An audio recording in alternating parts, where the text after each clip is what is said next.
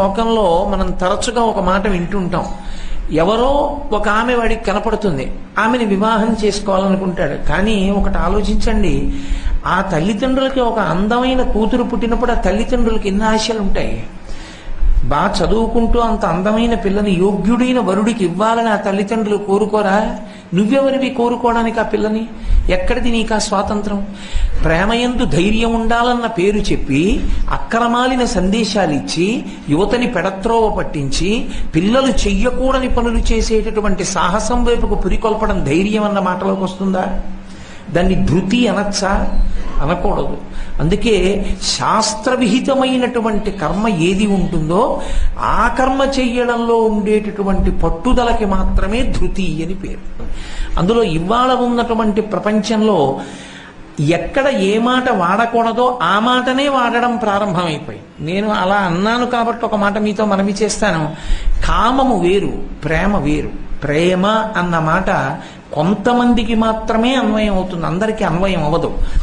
ప్రేమ అన్నది తనంత తాను ఎవరికి అన్వయం అయిపోతుంది అంటే తల్లికి, తండ్రికి, గురువుకి, ముగ్గురికి అన్వయం అవుతుంది. ఇక నాలుగవ వారికి అన్వయం అవ్వదు. ప్రయత్నపూర్వకంగా అనుబంధం ఏర్పడితే, అందుకే స్నేహ అంటారు. స్నేహ అంటే అంటుకుని ఉండుట అని. ఏదో అంత నిష్కామంగా అంటుకుని ఉంటే ప్రేమ ఏర్పడితే వేరు. ప్రేమ తనంత తాను ఉండేది ఎవరికి అంటే తల్లి, తండ్రి, గురువు ముగ్గురికే ఉంటుంది. తల్లి బిడ్డన్ని కడుపులో మోసి వికారం పొంది మరణ సదృశమైన ఖేదాన్ని అనుభవించి బిడ్డని ప్రసవిస్తుంది.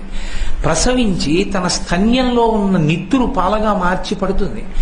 ఆ తల్లికి వాడు అన్నం పెట్టకపోయినా వాడి విషయంలో అమంగళకరమైన మాట తల్లి మాట్లాడదు. పోన్లెద్దరు నాకు అన్నం పెట్టకపోయినా వాడు 10 కాలాలు ఆరోగ్యంగా ఉంటే చాలు, అలా అనకండమ్మా వాడిని తొందరపడి అంటుంది. ఎందుకమ్మా అలాంటి పిల్లాడు ఉంటే ఎంత ఊడిపోతే ఎంత అన్నారనుకోండి, తల్లి దగ్గరికి వెళ్ళి అంత మాట అనకండమ్మా, నా ప్రారంధం, వాడు నాకు అన్నం పెట్టకపోతే వాడు 10 కాలాలు అలా ఉండాలంటుంది తప్ప వాడు ఊడిపోవాలన్న మాటని తల్లి అంగీకరించదు. అది ప్రేమ. తండ్రి తనకున్నదంతా అమ్మేసి కొడుకుని చదివిస్తాడు. ఆ కొడుకు ఏ అమెరికాయో వెళ్ళి చాలా గొప్ప వృద్ధిలోకి వచ్చి 4 కార్లు కొనుక్కున్నానని అక్కడి నుంచి ఉత్తరం రాస్తాడు. పాపం ఈయన అన్నీ అమ్మేసి రే నేను పెంకుటింట్లో ఉంటున్నానరా అని చెప్తే కొడుకు డబ్బు పంపించేస్తాడేమోనని చెప్పకుండా పెంకుటింట్లో ఉన్నవాడు ఉత్తరీయం వేసుకుని ఎదిరింటికి వెళ్ళి ఆ ఉత్తరం చూపించి సంతోషిస్తాడు. తను కారు కొనుక్కున్నాడా, తను సంతోషంగా ఉన్నాడా? కొడుకు వృద్ధిలోకి వస్తే తండ్రి పొంగిపోతాడు. నాకు ఇది కావాలని తండ్రి అడగడు. అందుకే తండ్రిది ప్రేమ. గురువు సముద్రంలా ఉప్పగా ఉండేటటువంటి గహనమైన శాస్త్రాన్నంతటినీ కష్టపడి తాను చదువుతాడు. పరిశోధించి ఎంతో కష్టపడి చదివి తేలిక మాటలతో అర్థమయ్యేటట్టుగా కిందకి దిగి వచ్చి శిష్యుడికి ప్రబోధం చేస్తాడు.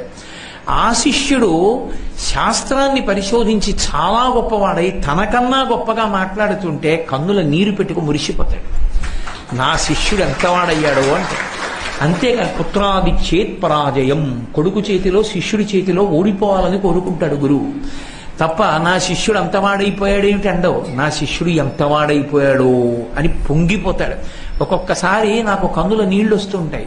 మా గురువు గారు నా దగ్గరికి వచ్చి ఓ మాట అంటుంటారు, ఒరే నాయనా మొన్న నాకు సభకి వెళ్ళాను రా, చాగంటి కోటేశ్వరరావు వారి గురువు గారు అన్నారు రా, నన్ను పొంగిపోయాను రా.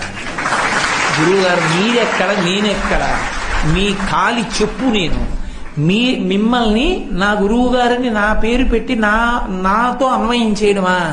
మీ శిష్యుడు అనాలి. ఈ కోటేశ్వరరావు బలానా ఆయన శిష్యుడు అనాలి. మానేసి కోటేశ్వరరావు గారి గురువు గారు ఆయన అంటే ఆయన బాధపడాలి. నిజానికి చెప్పింది నేను వీడికి, వీడి గురువు గారు నాకు పేరు తప్ప ఆయన శిష్యుడు అంటలేదనాలి. ఆయన ఎంతో సంతోషంగా ప్రయత్నపూర్వకంగా వచ్చి నాకు ఆ మాట చెప్పి పొంగిపోతుంటారు. అది గురువు అంటే. కాబట్టి ఈ ముగ్గురిది ప్రేమ. అంతేకాని నాకే దక్కాలని ప్రయత్నించింది కామము తప్ప ప్రేమ కాదు.